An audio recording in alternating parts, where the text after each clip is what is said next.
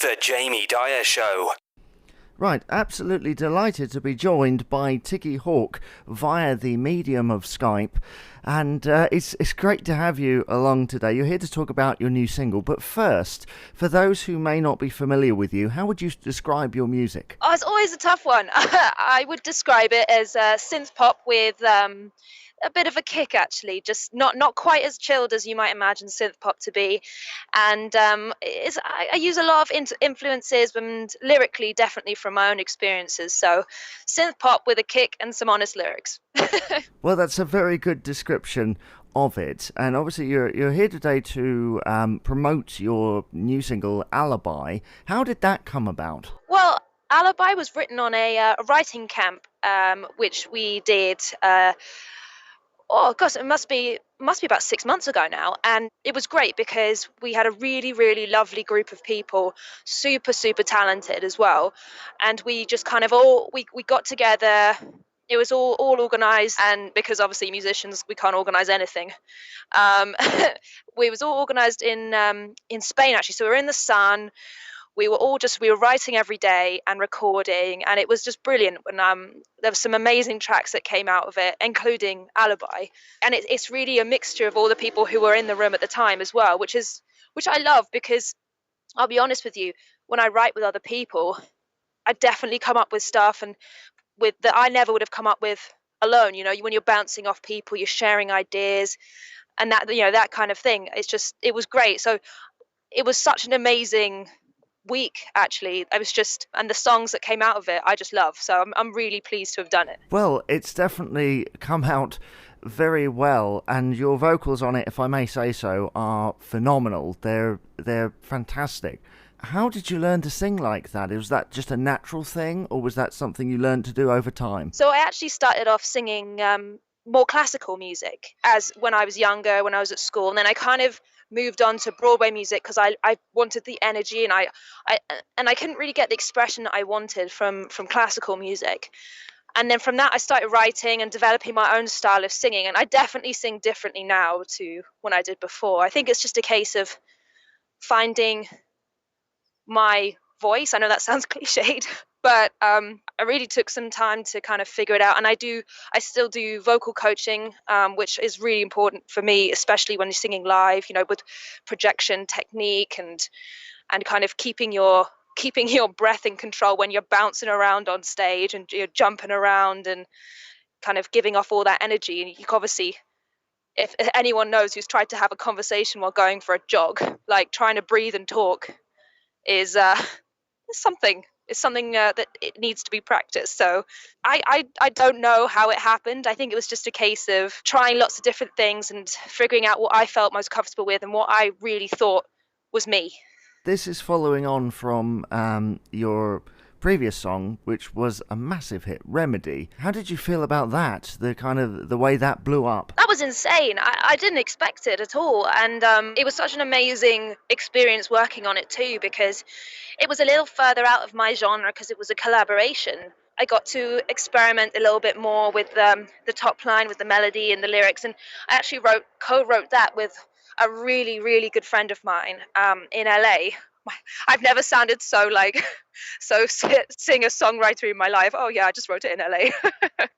But again, it's weird. There's a correlation for me between, having a really good session with someone who you trust and really have a connection with. Invariably, for me, produces a better song. Feeling comfortable with someone and all of that is just, for me, it's so important. And then I never met the Coens brothers, who the track is with. I never met them until we went to film the video in Belgium. And I was so nervous because I was thinking, oh God, we've not met. What if, we've obviously spoken over email and WhatsApp, but you can't really get a sense of someone from those kind of mediums. And then I kind of thought, okay, well, fingers crossed. I walked into this club where we were doing a show, and they basically welcomed me with open arms. I was like, oh, this is brilliant, this is great. And it was just set a really good start for the release of the song, and it's been amazing, actually. I honestly can't believe it. I heard it get played on radio, and I was kind of lost for words, if I'm honest. I've never felt that before, so it was another experience, like just bucket list kind of thing. So hopefully we get some more of those. Well, hopefully so, and I think you're definitely on the way with Alibi. Looking over your music videos on YouTube, they're of a very high standard. Do you come up with anything yourself, or is that the job of somebody else? I like to be very involved when it comes to like visuals and aesthetics. But I'll be the first to admit I know nothing about them. I've no idea of the logistics. I've no idea of like. I could suggest something and somebody like, well, yeah, if you have, you know, X £1,000, then we can definitely do it. But seeing as we don't, let's have a look at something that looks similar. And what's great is that, people. The people I work with listen to my crazy ideas and they're like, okay, let's make it work. It won't be exactly that, but we can make it kind of what you're seeing in your head, we can make that come out. So no one's ever turned around and been like, no, that's a stupid idea. And trust me, some of them really are. Like some of the things that I'm like, oh, we should do that. It's like, Tiggy, what are you thinking? Oh, okay. It's great to be involved in it. I think it would be kind of weird if I just left it up to everyone else, because when I'm writing a song, often I have like a visual in my head as well. So often I use that as kind of a guide to the how I would like the artwork and the videos to look and all that. But like I said, I think it's really important to know what you're not good at.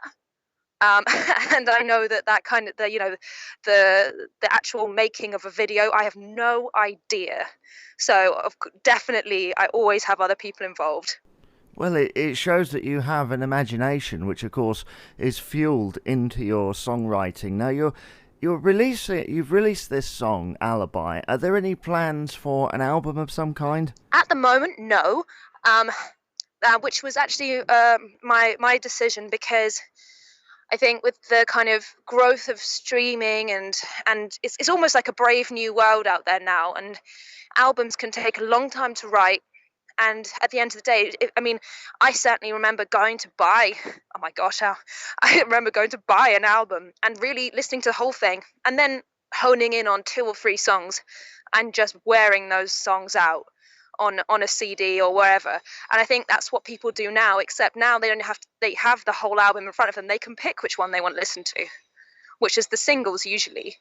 So I'm trying to focus now more on having single releases every couple of months, and then it's possible that in maybe by the end of the year I'll have like an EP, but I definitely don't think I'll be doing an album, like a full-scale album, anytime soon, just for that reason. It's a perfectly logical reason, because of the change in the way that people listen to music via Spotify. And of course, some of your material has had a lot of streams on Spotify, so it obviously works. It's just a shot in the dark, to be honest. I mean, I've read a lot of things about it. I've listened to a lot of people in the industry and heard what they have to say. And to be honest, I think it's changed so quickly that everyone's kind of playing catch up, and it's trying to adapt to this amazing new thing, which obviously has some flaws. I'll be the first to admit it, but at the moment, it's obviously the way to go.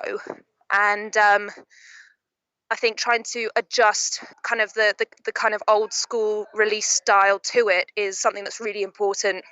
And actually, I mean, like I said, I'm far from being a store of knowledge on the issue, but just from what I've observed and from what I see my fellow singers, songwriters doing, and it seems to be kind of pushing more that way than full-scale albums. That's not to say, obviously, Adele and some like real powerhouses, of course, they're going to release albums because it works for them, But for someone, who's fingers crossed on their way up like me, I don't think it makes sense at the moment.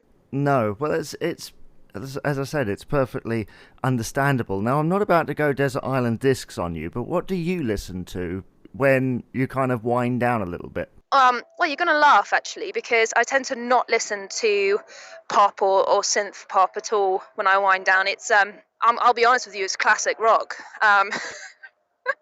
It's and I find, some people find it really weird. I'm listening to some intense music. I'm like, wow, this really calms me, and it does. My mom my mom kind of instilled that in me, which is I entirely blame it on her. She would be the mom who was dropping us off at school playing Def Leppard.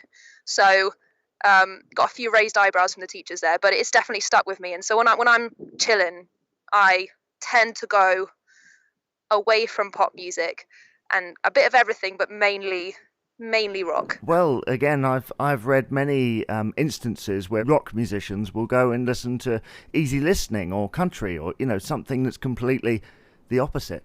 I can completely understand why they do that, because it is something just so cathartic about really getting into something that's not your genre and not kind of being like, oh, that's a good idea, oh, that sounds something like this, oh, your brain just can switch off. Well, yes, and that's very handy when you're an artist. Obviously, there might be people out there who haven't heard of you. If they're wanting to find out more about you, where would they need to go? Well, if you'd like to listen to my music, it's on Spotify, Apple Music, and Tidal, and I'm mainly on Instagram, and I post a lot about my cat.